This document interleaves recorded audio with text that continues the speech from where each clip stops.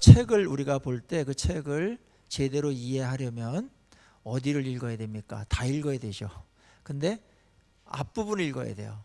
앞부분을 충실하게 읽어야 모든 배경이 되니까 시작을 잘 알아야 됩니다. 그리고 마지막 부분을 결론이니까 어떻게 이것이 마무리되는지 어떻게 끝나는지를 알아야 됩니다. 처음과 끝을 알면 중간에 있는 것들 약간 놓치더라도 추론하고 상상하고 해서 이렇게 흘러가고 있구나, 흐름을 알 수가 있어요. 우리가 성경책을 이해할 때 우리가 오해하는 것이 뭐냐면 성경책은 66권으로 되어 있죠. 낫권으로는 66권입니다. 그러나 66권은 한 권의 책이죠. 하나의 이야기입니다. 대화 드라마입니다. 그래서 성경을 잘 이해하려면 창세기를 알아야 됩니다. 시작의 책이고 근원의 책이기 때문에. 그래서 중간중간에도 계속 창세기에 대한 인용이 엄청나게 많이 나오죠. 그건 전제니까. 그 다음에 이 시간 속에서 하나님의 이 구속의 역사와 이 인류의 역사가 같이 이제 가는데, 이 역사가 어떻게 흘러가는가, 그 과정을 우리가 알아야 됩니다. 그러기 위해서는 마지막 부분인 요한계시록을 알아야 됩니다. 성경이 이렇게 시작을 해서 이렇게 마지막을 향해서 가고 있고, 마지막 때에는 이런 일들이 벌어지며, 그래서 우리가 어떻게 살아야 되고 뭘 준비해야 되는가, 이런 부분이 이제 결정나겠죠. 그래서 요한계시록을 아는 것은 성경을 이해하는데 핵심 부분이라고 볼 수가 있습니다. 그런데 이 요한계시록이 이단에서는 엄청나게 교과서처럼 연구를 많이 하는데, 정상적인 교회에서는 조금 어렵다라는 것 때문에 좀 등한히 한 부분이 있습니다.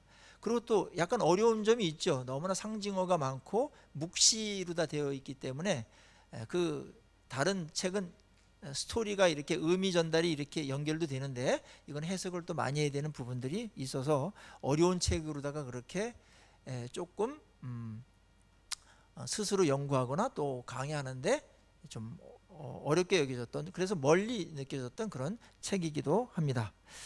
그러나 요한계시록은 알고 보면은 그렇게 어려운 책은 아닙니다. 앞에 있었던 내용들을 요약하는 것이고, 또 마지막 때 어떤 일이 벌어졌는가에 대해서 이제 예언하는 책들이기 때문에 예수님께서 이미 말씀하신 것에 대한 적용이라고 이렇게 볼 수가 있습니다. 뿐만 아니라 요한계시록을 통해서 우리가 알 수 있는 것은 시대를 읽을 수 있다는 겁니다. 분명히 예수님께서 역사의 주라고 하셨는데, 역사의 주께서 이 세상 역사를 지금 끌고 가시는데, 이게 성경적으로 어떻게 설명이 되어지며 또 어느 지점에 우리가 와 있고, 여기서 교회는 어떻게 반응하면서 세상 속에서 살아가야 되는가, 이 부분들을 아주 치열하게 판타지 형식으로다가 그려놓고 있어요. 그래서 엄청나게 재미있는 흥미진진한 그런 책이기도 합니다. 자, 오늘 요한계시록을 이해하기 위해서 한 책에, 또 작은 책의 첫 부분이 굉장히 중요합니다. 거기는 30부분이기 때문에 전체에 대한 윤곽이 있고 특성이 있고 그 해석과 보는 그런 관점이 나오기 때문에 오늘 읽은 이 1장 1절에서 8절은 이 요한계시록을 이해하는데 열쇠가 될 것입니다. 자, 굉장히 말이 조금 복잡해요. 만연체로 되어 있어요. 헬라어가 만연체 형식을 띠는 경우도 있어요. 히브리어는 굉장히 단문입니다. 근데 이제 헬라어는 수식어가 굉장히 많이 붙는 특징들이 있는데, 왜 이렇게 단문으로 안 쓰고 만연체로 썼을까? 왜냐하면 여기에 정확한 설명과 정확한 묘사를 하기 위해서. 그래서 수식어가 많이 붙는다는 얘기는 계속 좁힌다는 거거든요. 계속 좁혀서 명료하게 하기 위해 가지고 하는데, 이제 그거를 복잡하니까 더 어려운 그런 읽는데 해석하는데 어려움이 생길 수도 있으나, 그러나 핵심을 알고 보면은 그렇지도 않습니다. 자, 성령께서 요한계시록을 쓰실 때 이 나열도 성령께서 하신 거기 때문에 그 순서를 일단 따라가는 게 좋을 것 같습니다. 굉장히 복잡한 내용들이 많아서 요 큰 줄기를 제가 오늘 잡아드리면서 함께 은혜를 나누고자 합니다. 먼저 요한계시록의 배경은 우리가 알고 있죠. 모든 성경과 모든 말씀은 배경과 상황을 전제로 합니다. 그러니까 요한계시록이 요한에게 계시되어 가지고 7교회에게 전달됐을 때 그때는 어떤 상황이었는가? 도미티안 황제라고 하는 기독교를 엄청나게 핍박하는 황제가 나타나 가지고 그 7교회 거기에 그리스도인들이 많았어요. 지금의 터키 지역인데 소아시아 거기에 핍박이 엄청나게 일어나고 있었습니다. 그것은 로마가 지배하는 모든 곳에 로마 숭배라는 것을 강요했기 때문에 그런 핍박들이 자연스럽게 왔고, 로마 황제를 숭배하지 않으면 사회적인 제재, 그 다음에 경제적인 제재, 그 다음에 종교적인 제재, 뭐 이런 것들이 종합적으로다가 교회 성도들을 괴롭히는 쪽으로다가 옥죄어 있던 시절이었습니다. 굉장히 어려운 상황이었었죠. 심지어는 뭐 네로 황제 때는 우리가 쿠바데스 같은 거 우리가 보면 알 수 있지만 그 박해가 얼만큼 심했냐면 화형을 시킨다든지, 그 다음에 굶주린 사자를 풀어가지고 뜯어먹게 한다든지, 이런 아주 극악한 참혹한 어떤 이런 죽음을 맞이하는 그런 일도 벌어졌으니 일상의 삶은 어떻게 했냐라는 것을 가히 짐작할 수가 있습니다. 그런 상황에 처해 있는 성도들에게 하나님은 그들을 위로하기 위해서, 성도들을 위로하기 위해서 이 환상을 보게 만들고 이것을 적어서 그들에게 보내라, 그렇게 말한 겁니다. 7이라고 한 것은 물론 에베소서, 서머나, 버가모, 두아드리아, 사대, 빌라델피아, 라우디게아, 이런 7교회가 지역에 있었고, 그렇지만 7이라는 수는 성경 해석에 있어서 특별히 요한계시록에서는 완전하고 충족된 모든 수이기 때문에 모든 교회에게 또 보낸 그런 서신이면서 하나님의 말씀이기도 하는데, 그 목적은 뭐예요? 핍박 가운데 있는, 예수를 믿고 신앙생활을 하기 위해서 절개를 지키면서 믿음 생활을 하고 있는 그러한 건강한 성도들에게 위로와 격려를 주시기 위해서 쓰신 책이다. 그러니까 이 목적이 분명합니다. 그러니까 요한계시록을 읽을 때 많은 사람들이 읽고 난 다음에 무섭다 이런 느낌이 들어요. 두렵다 이런 느낌을 드는데, 그거는 요한계시록을 잘못 이해해서 그래요. 심판의 장면들이 엄청나게 많아요.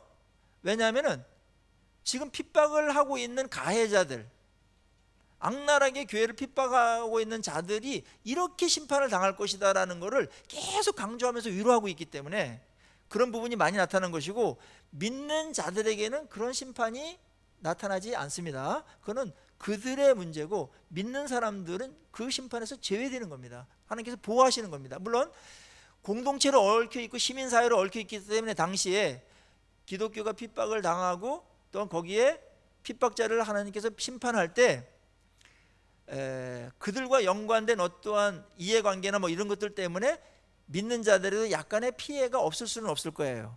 그 정도는 있으나 그 엄청난 핍박자들이 결국은 하나님의 심판을 받아서 서서히 멸망하게 되고, 마지막 날은 완전히 그들이 멸망하는 심판이 이르게 되고, 우리는 완전히 구원을 얻으며 그동안 참았고 변절하지 않았던 그런 자들에게 하나님의 놀라운 위로와 영광이 있을 것이고, 새 예루살렘이 그들의 것이 될 것이다 라는 것으로다가 해피엔딩으로다가 이제 대하 드라마가 마치고, 그것이 창세기에서 예상하면서 추구했던 그 역사가 이렇게 마무리될 거다, 거대한 간극을 지금 이제 얘기하고 있는 겁니다. 자, 그러면서 그 성도들을 위로하는데 요한계시록은 무엇으로 위로할까요? 1절에 나와 있습니다. 예수 그리스도의 계시라 이랬죠. 요한계시록은 미래에 될 일들에 대한 이야기라기보다는 더 초점이 뭐냐면 예수 그리스도의 계시라는 겁니다. 이건 표제입니다. 표제.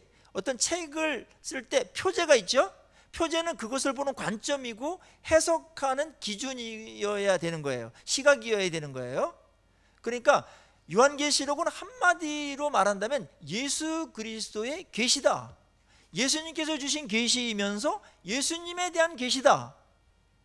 그래서 예수님이 누구신가에 대해서 계속해서 말합니다. 그게 그들에게 위로가 되는 거예요. 성경은 계시죠? 계시. 하나님에 대한 계시입니다. 그래서 우리가 매일 성경 큐티 할 때 맨 먼저 질문이 뭐냐면 하나님은 누구신가? 그거를 찾도록 하는 것은 성경 자체가 뭐냐면은 하나님에 대한 계시의 책이기 때문에 그래요. 계시는 뚜껑을 덮었던 것을 연다. 그 다음에 연극을 할 때 커튼으로 이렇게 가렸던 것을 열어 제쳐서 뒷부분을, 무대 뒷면을 보게 한다. 그런 뜻이 있습니다. 그러니까 이거는 안에 있는 자가 열어줘야 보는 거지 우리가 못 보는 거예요. 우리가 창문이 있으면 그 창문이 커튼으로 덮여 있는데 그 집 안을 보려면 우리가 못 열잖아요. 우리 커튼을 못 열고 안에 있는 분이 그거를 열어줘야 어느 정도 이렇게 우리가 볼 수 있듯이 우리가 아무리 보려고 해도 볼 수 없는 것이고, 인간의 상상이나 유추나 어떤 연구 갖고서 밝힐 수 없는 내용이 바로 계시의 특성입니다. 그러니까 다른 책들은 다 인간이 상상하고 경험을 또 해가지고 조합하고 이래가지고 쓴 글이거든요. 그런데 성경은 그런 게 아니고 하나님께서 성령을 통해 가지고 이 계시를 보여주고 들려주고 해서 기록한 것이다. 그래서 우리가 성경은 계시의 책이라고 말하는 것이고 하나님의 책입니다. 여러분, 신이 쓴 책이 어디 있겠습니까? 인간이 이거 뭐 받아 쓴 것도 있고 인간을 통해 가지고 하나님께서 보여준 것들을 그분의 문체와 그다음에 경험과 이런 것들을 동원해 가지고 다 그려낸 거거든요. 특별히 요한계시록은 이 묵시라는 장르를 사용했는데, 이거는 당시에 이제 예수 그리스도가 로마 황제보다 높고 크신 왕이다, 그런 것도 말해야 되고, 로마는 결국은 망한다, 이런 내용들이고, 심판을 받는다, 우리가 승리한다, 이런 내용들이 주제로 가기 때문에 이것이 다 편지가 검열을 받아요. 독재자들이 정권 가질 때 편지 다 보잖아요. 옛날에 저도 학생 때 보면은 편지 검열 받아서 이게 뜯은 흔적들도 있고 이제 그런 것들도 이제 경험하신 분들 있잖아요. 그래서 이거를 편지를 밤모섬에 유배되어 있는데 이거를 보낼 때 이게 이제 검열관에 걸리거나 그러면은 이게 폐기 처분되거나 또 이제 발각되어 가지고 이제 큰 일이 벌어지기 때문에, 그래서 이제 묵시라는 것을 썼고, 또 묵시는 영적인 세계를 보이도록 이렇게 전달하는데 굉장한 그 좋은 영향력을 줘요. 요즘도 이제 그 판타지 영화들이 바로 이제 그러한 것들을 살려 내는 거거든요. 그래서 판타지 영화들이 인기들이 많이 더 끌잖아요. 근데 거기에 핵심은 분명합니다. 메시지가 분명하거든요. 그게 이제 계시와 이제 묵시라는 것입니다. 예수 그리스도, 우리가 다 아는 것 같지만 예수님에 대해서 바울이 계속 더 알고 싶어 했고, 그분이 어떤 분인지, 또 무엇을 하실 것인지, 또 우리를 어떻게 대할 것인지, 세계의 역사를 어떻게 또 주관하실 것인지, 역사의 주관자이시기 때문에 그분의 모든 초점이 맞춰지는 겁니다. 예수 그리스도께 초점을 맞춘 책이다. 다른 책이랑 그래서 별반 다를 것은 없다. 예수 중심으로 봐라. 앞에 예수 중심으로 안 보고 뭐 시대적으로 보고 뭐 오늘의 그 얘기가 무슨 얘기인가, 여기에 관심을 많이 둬가지고 성경 해석을 잘못했고, 그 다음에 이단들은 꽤 맞춰가지고 예수님이 누구신가 보다는 우리 교주한테 그걸 다 맞춰가지고 성경 해석을, 계시록을 해서 교리를 만들고 그러죠. 그렇게 하지 말라는 게 벌써 1장 1절에 나오는 거예요. 예수 그리스도의 계시라고. 여기서 예수를 발견해야 되고 예수를 알아가야 되고, 예수께서 하신 일, 또 하실 일들, 지금 하시고 있는 일이 어떤 건가, 이거를 우리가 발견하는 겁니다.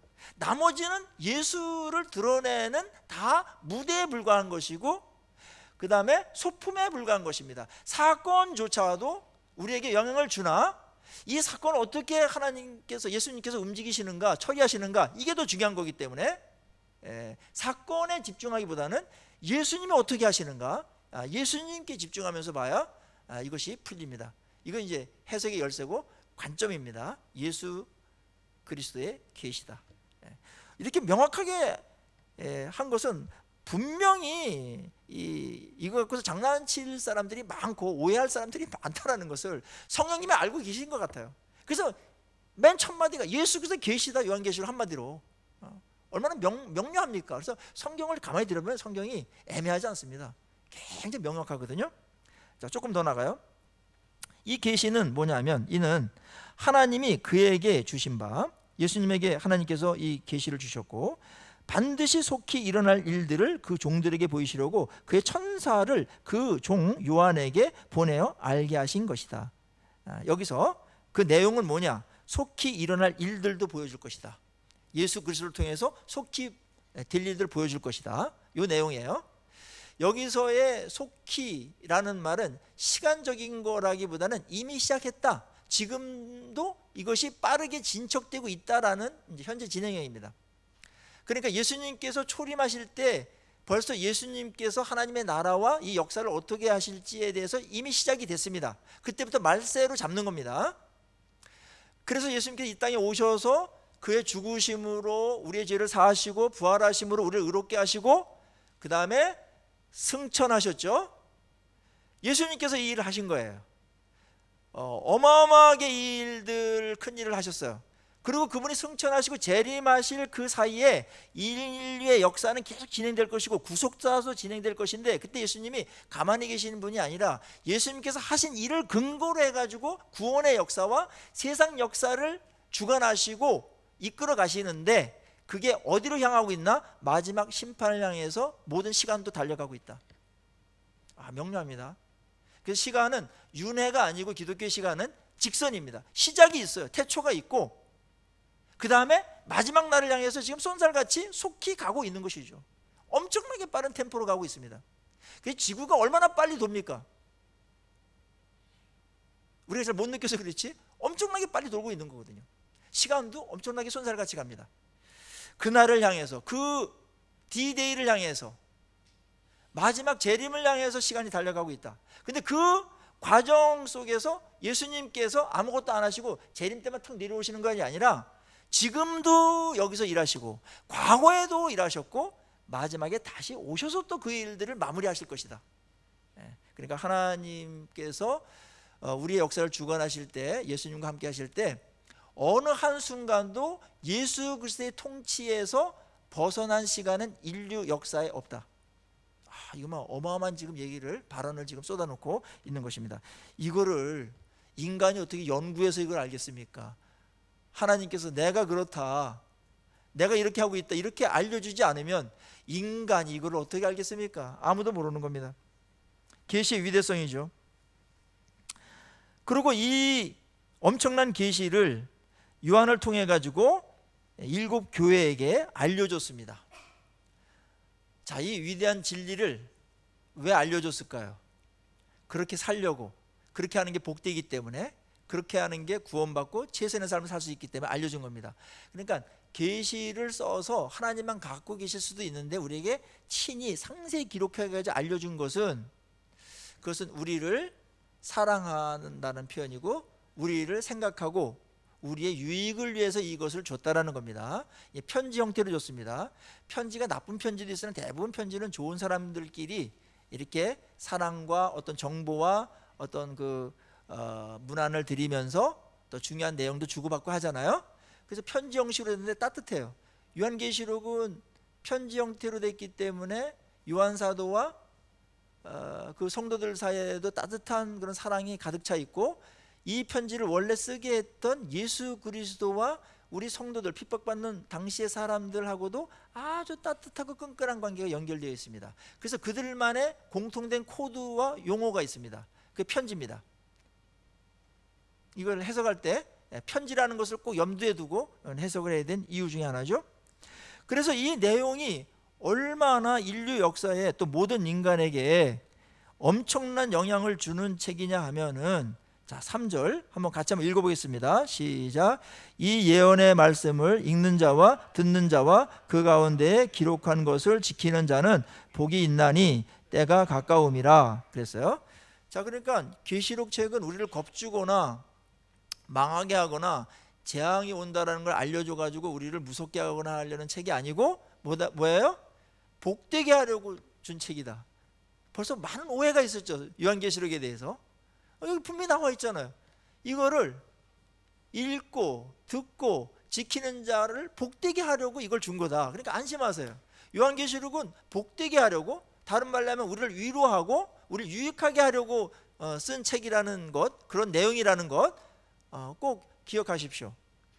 여기서 복되다라는 게 요한계시록은 하여튼 그 숫자를 굉장히 중요하게 여기는데 7번 나와요. 그러니까 예수를 믿고 구원을 얻는 복이 어떻게 또 다른 복으로 이어지며 마지막 날에는 어떤 복으로 나타날 것인지, 복의 그 충만함, 그거를 딱 7번 나와요. 복이라는 게.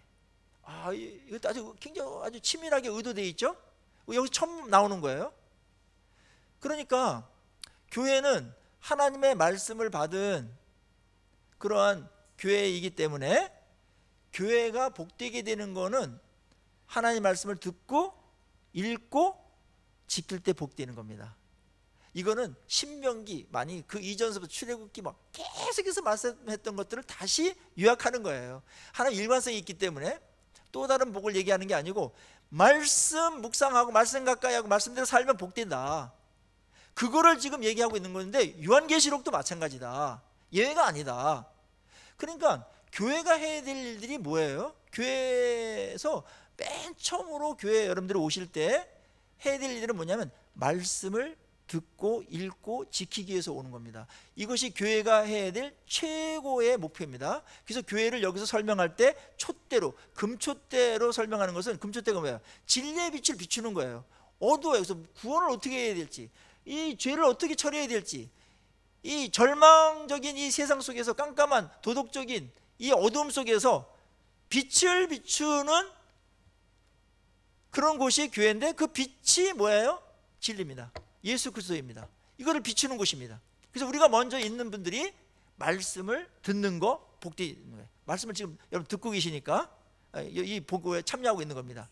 또 말씀을 집에 가서 읽으세요. 이렇게 이번에 요한계시록 쭉 나갈 테니까 이게 좀 어렵거든요. 그래서 본문을 좀 여러분들이 좀 익숙해져 가지고 오셔야지 굉장히 더 이해가 좋거든요. 이번 기회에 꼭 뛰셔야 됩니다.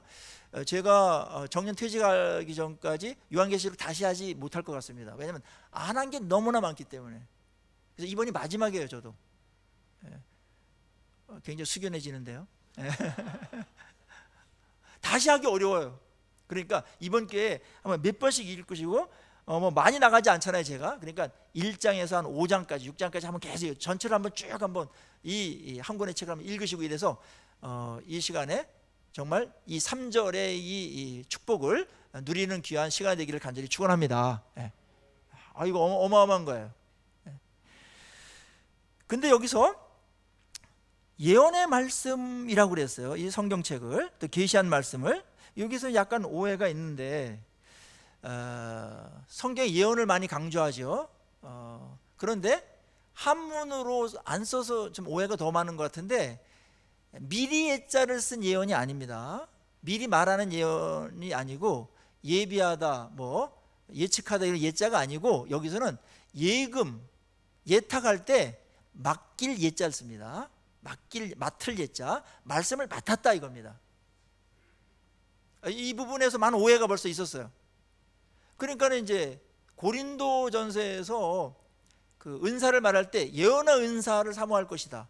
예언의 은사 좋은 거거든요. 말씀을 맡아서 적용하는 것을 말합니다. 그래서 예언은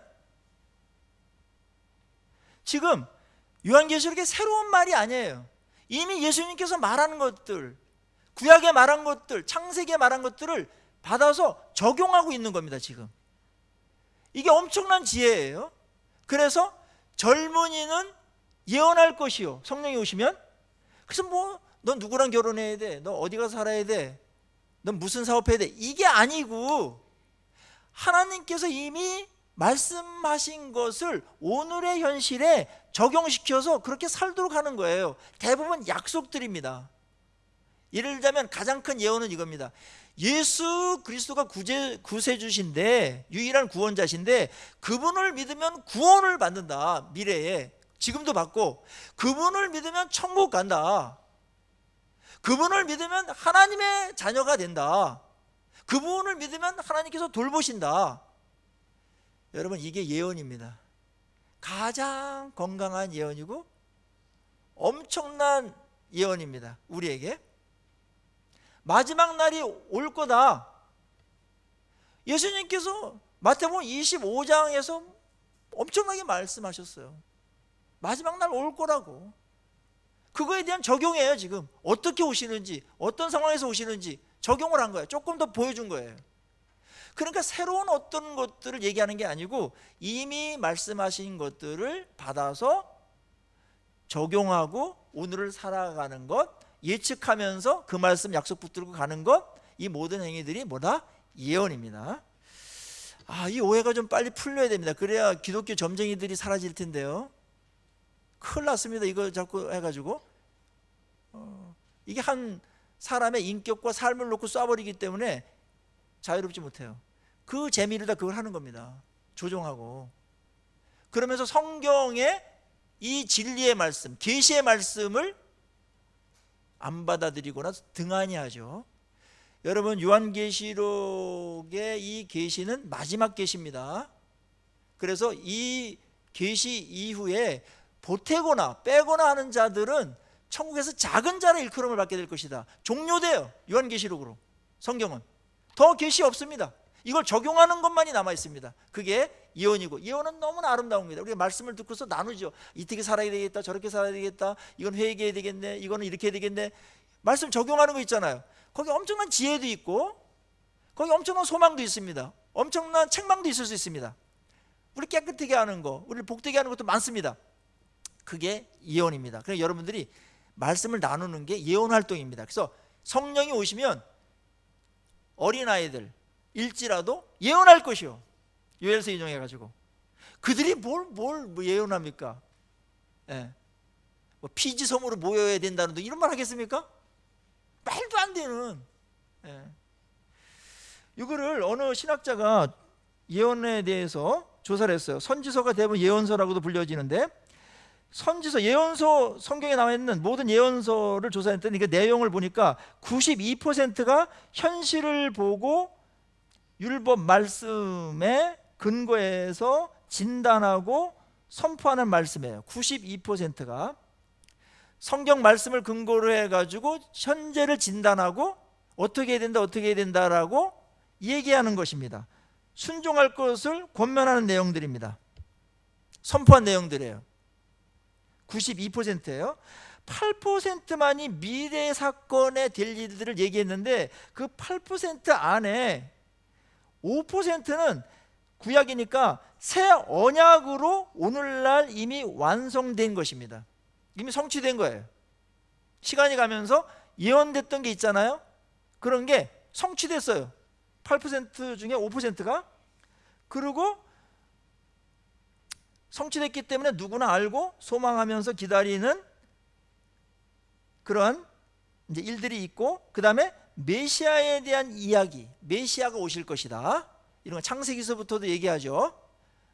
그 예언이 예언서의 2% 분량이 나옵니다. 그럼 몇 퍼센트 남았어요? 1%예요. 1%만이 미래의 사건을 미리 말한 겁니다. 저 이거 보고서 야, 이 통계 진짜 잘 냈다.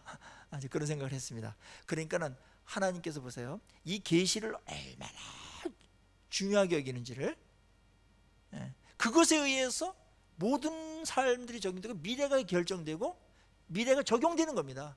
그 계시의 말씀이 이루어지는 겁니다. 그리고 교회에서 예언의 활동은 뭐냐면, 설교가 예언의 활동 중에 하나입니다. 강력한. 여러분, 예수 잘 믿는 게 최고로 잘 사는 길입니다. 예언입니다. 이게 예수를 우리가 끝까지 배교하지 말고 배신하지 말고 예수님 심판하실 테니까 그날까지 우리 다 함께 이 땅에서 충성하다가 말씀 순종하다가 그분께 갔을 때 우리 칭찬받고 그 영광에 우리가 부끄러움 없이 참여할 수 있습니다. 오늘을 그렇게 삽시다. 이게 예언이에요. 엄청난 예언이죠. 네.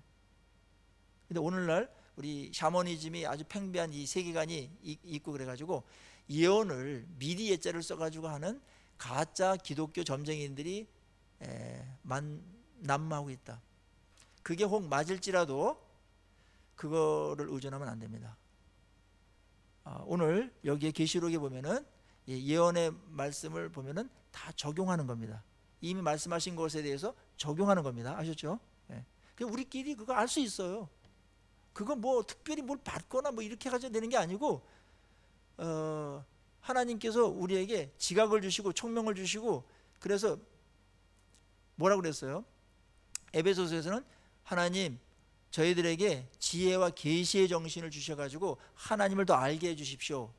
그렇게 기도했잖아요.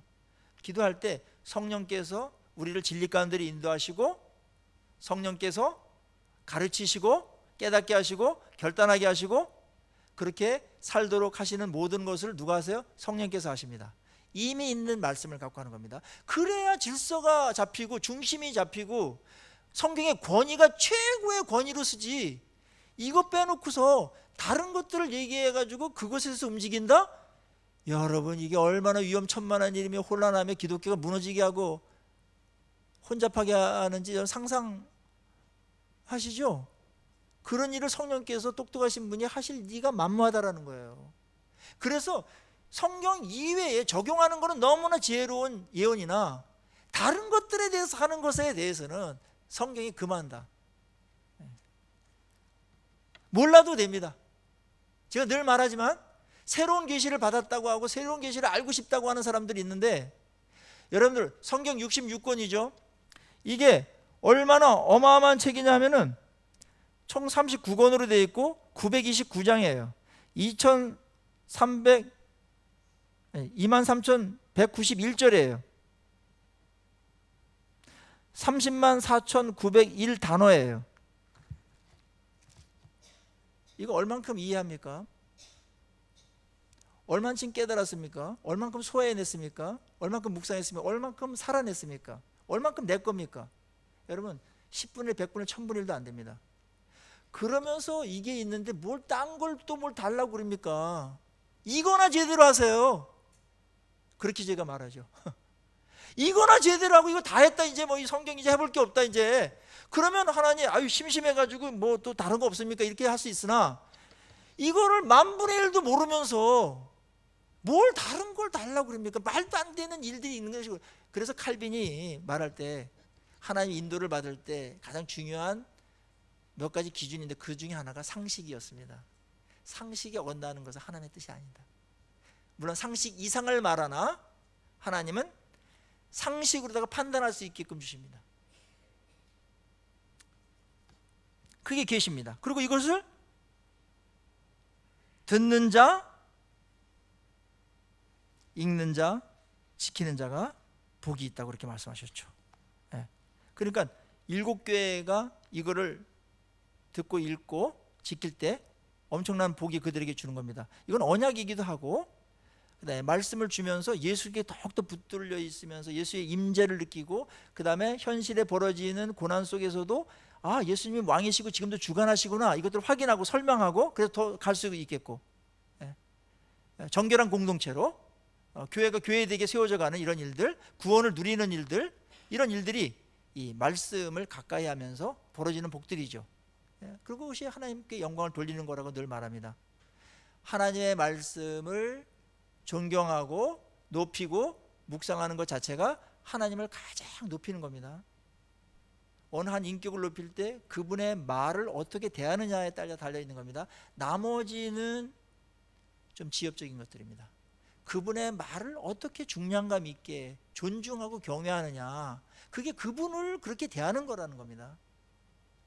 하나님의 나라는 말씀을 듣고 읽고 지키면서 세워지는 것이고, 하나님이 우리에 대한 목표, 우리가 성화되어지고 만들어져 가는 것도 하나님의 말씀을 듣고 읽고 지킬 때 만들어져 가지고 변화가 일어나는 겁니다. 그 모든 것들이 복입니다. 여기서는 총체적인 복을 말하는 겁니다. 이거를 교회가 해야 됩니다. 교회 모이면 이걸 해야 됩니다. 교회는 두 가지 일을 해야 돼요. 교회에서는 하나는 말씀을 받아서 내가 변화되고 자라가야 된다, 성숙해야 된다, 이 목적이 가장 크고요. 그 다음에는 교회의 공동체니까 지체로서 한두 가지 봉사를 한다, 사역을 한다. 이거 두 가지입니다. 그 중에 예배도 있겠고 어떤 섬김도 있겠고 뭐 일들이 있죠. 그러나 일만을 위해서 있으면 안 됩니다. 그보다 우선되는 것은 말씀을 듣고 깨닫고 말씀대로 살아가기 위해서 교회에 오시는 것이 가장 중요합니다. 우선됩니다. 그러면서 오늘 본문에서 예수 그리스도에 대해서 이야기를 합니다.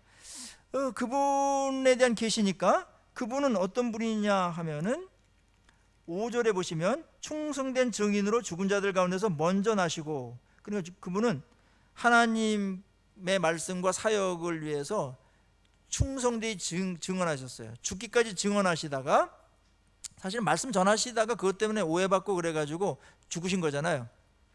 충성된 증인으로 죽으셨다가 부활하셨다. 근데 그분은 그냥 부활한 게 아니고 이 땅의 모든 임금들의 머리가 되신 예수 그리스도다. 그래서 예수를 소개하고 있습니다. 그러니까 예수님의 핵심은 뭐냐면 부활과 죽음, 부활, 요걸 놓고서 그분이 지금 어떤 신분으로 어떤 위상이냐, 모든 왕 중의 왕이다. 지금 너희들 로마 황제가 지금 다 다스리는 거, 다 통치하고 있는 거하고 천하를 지배하고 있는 것 같지? 그렇지 않아. 만왕의 왕은 예수 그리스도고, 그가 한 부분을 아주 짧은 제한적인 기간 동안 그냥 맡겨준 거예요, 그 권위를. 그래서 그 잠시 동안 있다가 없어져. 그래서 로마 황제들이 뭐 20년 30년 한 왕 황제들이 거의 없습니다. 아주 짧게 갔습니다. 뭐 독살 당한 사람이 있고 병들어 죽은 사람도 있고 뭐 여러 가지, 뭐 근심 때문에 죽은 사람, 화병 때문에 죽은 사람 있고, 오래 못했어요. 짧게 갔어요. 근데 만왕의 왕, 영원한 왕 예수 그리스도다. 그분이 하나를 맡겨준 거예요, 일시적으로. 예수 그리스도에 대해서 계시해 주시죠. 그리고 그분이 우리에게 한 거에 대해서 찬양합니다. 그가 어떤 일을 했습니까? 그의 피로 우리를 죄에서 해방시켜 주셨다. 우리를 사랑하셔가지고 그분의 불에 생명을 지불하셔가지고 죄에서 우리를 해방시켜 주셨다. 그게 예수 그리스도다. 이거는 앞에서도 이미 나왔던 것들이지만 늘 우리가 감사해야 되고 기억해야 되고 기념해야 될 일이지. 오늘 성찬식 할 때도 이거 기념하는 겁니다. 그분이 우리를 사랑하셔서 자기의 몸과 피를 드림으로 인해서 우리에게 죄를 사하셔서 죄로부터 해방되게 하셨다. 이걸 기념하는 겁니다.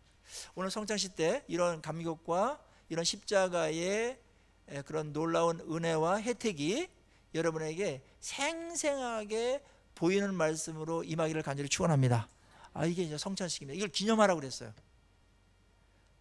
예수님께서 두 가지를 기념하라니 다 없애버렸습니다.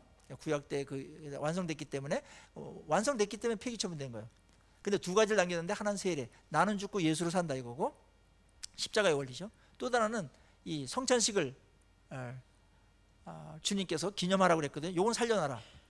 너무 핵심이니까. 그거는 뭐냐면 예수님의 몸을 떡에 비유한 거죠. 떡을 먹을 때 우리가 주님의 뭘 기억하게 돼요? 그분의 몸으로다가 대속하셨잖아요. 그분의 전 존재가 몸입니다. 몸으로다가 대속해 주신 것을 우리가 먹는다라는 것은 믿는 것이고, 그럴 때 소화해낼 때 혜택이 주어지는 겁니다. 혜택이. 그게 이제 떡을 먹는 겁니다. 떡을 먹으실 때 그런 생각을 하시고 그런 믿음으로 그렇게 하십시오. 그분의 희생, 그분의 전 존재, 사역 전체, 몸으로 했던 그 모든 것, 그걸 우리가 받아들이는 겁니다. 그게 먹는 겁니다. 그때 엄청난 혜택이 우리에게 주어져요. 특별히 죄로부터 자유롭게 된다든지 뭐 이런 하나님의 자녀가 된다, 이런 것들. 그 다음에 그의 피를 마시죠. 그분의 죽음입니다. 생명입니다. 그럴 때 우리에게 생명이 생기는 거죠. 죄가 사해지는 것이죠. 생명을 죽였던. 마신다라는 것은 믿는 겁니다. 받아들이는 겁니다. 전인격적으로. 그럴 때 그것이 소화가 돼서 우리의 전 존재에 예수 그리스도의 보혈로 인해서 혜택이 주어진다. 그걸 기념하라 그런 겁니다. 복음의 핵심이니까요. 그걸 얘기하는 거예요.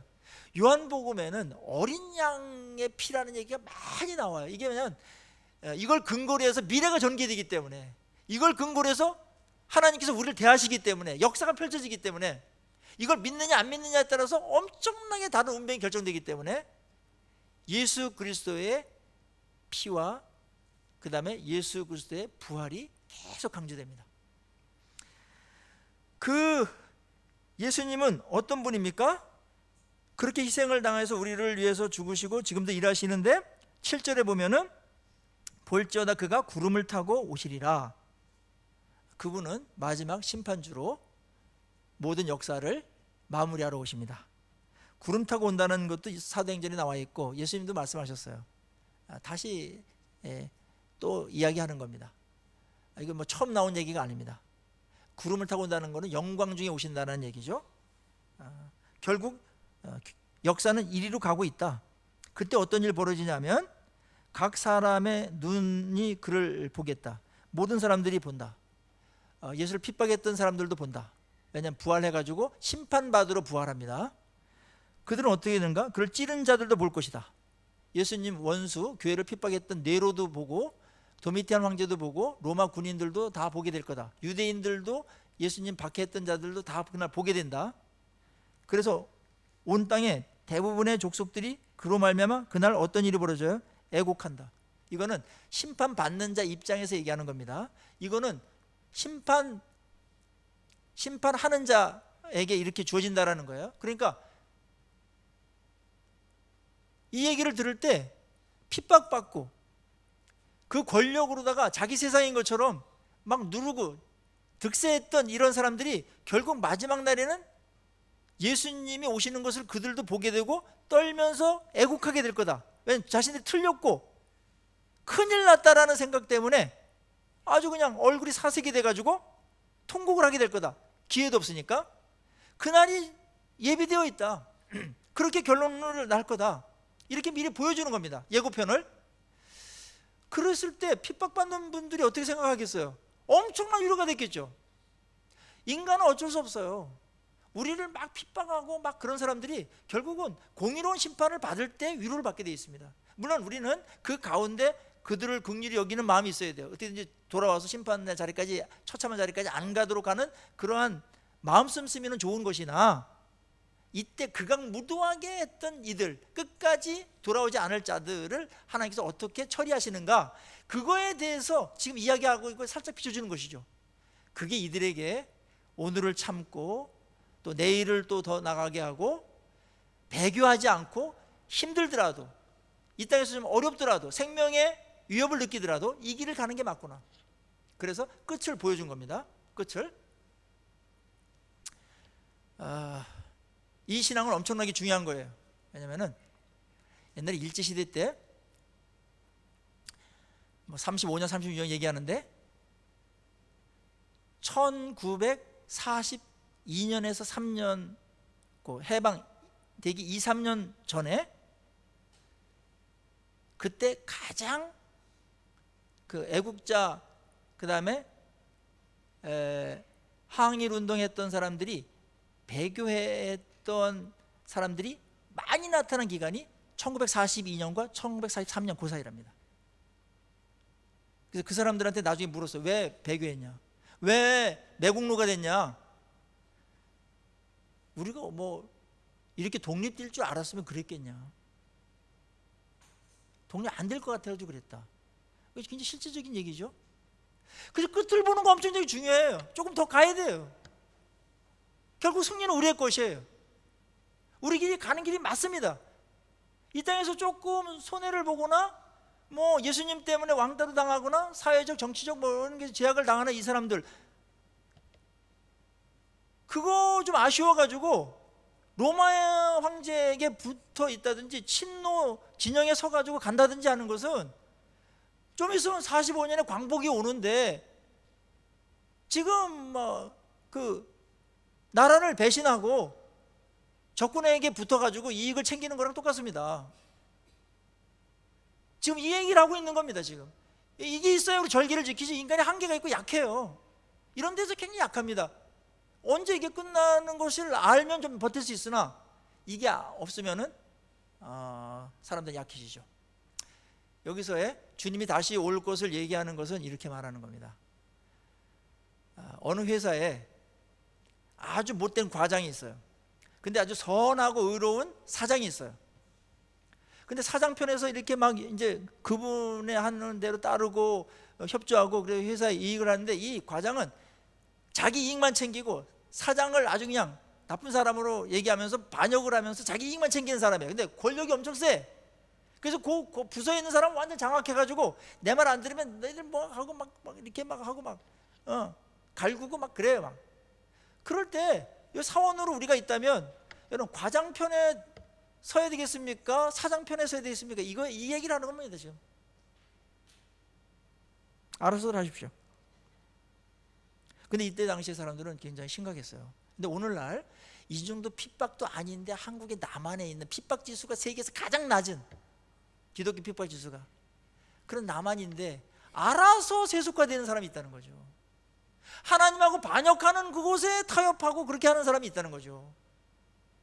이 사람들하고는 비교가 안 되는 좋은 상황인데도 불구하고 그렇게 약한데 넘어져 가지고 어떻게 하나, 이런 안타까움들이 있습니다. 사실은 그것도 쉬운 것은 아니죠. 그러나 우리 분명히 합니다. 역사는 이렇게 진행됩니다. 강대국들과 미국과 중국에 의해서 모든 역사가 지금 막 조정되는 것 같고, 거대한 자본가들에 의해서 경제 질서가 만들어지고 그들에 의해서 통치되고 다스려지는 것 같죠? 그렇게 표면적으로는 갈 겁니다. 그러나 이 모든 것들을 주관하시는 분은 하나님이십니다.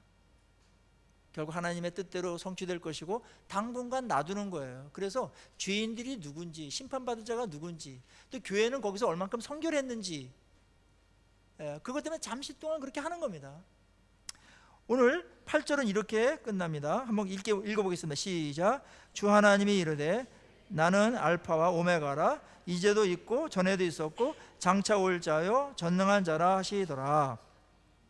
하나님 얘기를 여기서 왜 하냐면 이 계시를 누가 줬는가, 누가 위임했는가, 이걸 얘기하는 거예요. 하나님이 줬다. 최고의 권위인 지존이신 하나님으로부터 이 계시가 주어진 거다, 예수님에게. 그래서 우리에게 온 거다. 근데 그 하나님은 얼만큼 어마어마한 분이냐 그러면 알파 오메가다. 처음과 끝이다. 끝난 겁니다, 이 얘기하면. 우리가 알다시피 알파, 베타, 감마, 델타 이런 거 할 때 헬라어의 알파벳의 첫 글자가 알파고 마지막 글자가 오메가죠. 처음이면서 끝이다. 그래서 중간 알파벳도 다 이 하나님이 주관하신다 이겁니다. 그러니까 태초가 인류의 시작이라면 그때부터 지금도 하나님이 주관자이면서 통치자이시고 이렇게 계속 역사를 통치해 가시다가 마지막 날 끝날에도 하나님이 통치하시면서 심판하시는 것으로 다스리시는 그런 분이다. 그러니까 인류의 역사의 한 토막도 한순간도 하나님의 통치권에서 벗어날 수 없는 겁니다. 너무나 거대하게 큰 그림을 갖고 그 다음에 많은 시간 속에서 이루어지기 때문에 어떤 건 이해가 안 되는 게 있어요. 그러나 분명한 것은 하나님이 역사의 주인이시고 주관자이신 줄로 믿습니다. 그래서 그분에게 맞춰야 됩니다. 그분을 반역하는 사람에게 맞춘다는 것은 그분에 대한 반역이 되기 때문에 이때 그래서 로마 황제를 섬길까? 그럼 혜택이 많이 주어지니까 공무원도 될 수 있고 뭐 길드에 들어가 가지고 경제 활동도 할 수 있고, 이 경제적인 제재가 참 힘들잖아요. 그 다음에 시민사회이기 때문에 시민 그 도시가 유익한 것을 말하면 그 시민들이 다 거기 따라줘야 돼요. 근데 이 경제적이거나 정치적이거나 뭐 이런 안전이나 이런 면에서 국방에서 이 도시가 황제를 숭배하는 게, 그 황제가 도움을 받고 군인들이 지켜줘서 안전도 지켜주고 경제 활동도 할 수 있어서 좋은데 그게 시민사회의 합의예요, 합의. 근데 예수 믿는 사람들은 이들이 우상숭배를 강요하고 하나님을 대적하고 있기 때문에 이런 유익이 있음에도 불구하고 우리 할 수 없다. 저항하라는 거예요. 저항. 이거 엄청 어려운 거죠. 근데 그분이 누구냐? 알파 오메가다. 그리고 더 나갑니다. 이제도 있고 전에도 있었고 장차 올 자요 전능한 자다. 끝났습니다. 누구한테 붙을래? 줄 잘 서. 역시 줄이 운명을 결정합니다. 명언이에요.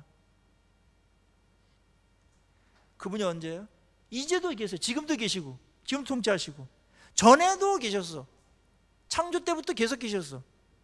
그리고 장차 올 자야. 심판하러, 역사를 마무리하러. 황제는 그러냐? 황제는 지금 잠깐 있다가 없어지지. 영구적으로 한 사람 어디 있어? 없지. 전에부터 계속 있었냐? 그렇지도 않잖아. 최근에 몇 년 전서부터 있었지. 그리고 장차 그게 뭐 모든 운명을 책임지고 역사를 책임지고 뭐 그렇게 할 자냐? 그것도 아니잖아. 그건 다 의존할 게 안 돼. 그리고 그거는 문헌에 또 제한된 것에 대한 표현이야. 거기 붙지 마. 하나님께 붙어라. 지금도 계시고 예전에도 계셨고 한결같이 미래에도 계시면서 심판까지 하실 그분이시다. 하나님은. 이렇게 하면서 당시에 갈등하고 있고 배교할까 뭐 타협할까 뭐 막 이렇게 했던 사람들에게 다시 한번 마음의 결기를 다지게 하고 믿음을 붙들게 하는 그런 위로와 권면이 아주 강하게 지금 비춰지고 있죠. 예수 그리스도는 누구신가? 그 다음에 하나님은 누구신가? 그걸 통해서 우리는 이 어지럽고 혼탁한 유혹의 세상에서 믿음의 길을 끝까지 걸어갈 수 있는 위로를 받고 격려를 받는 것입니다.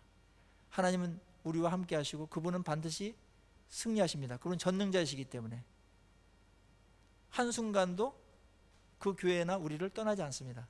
아멘이시죠? 그분을 붙들고 우리의 인생 짧습니다.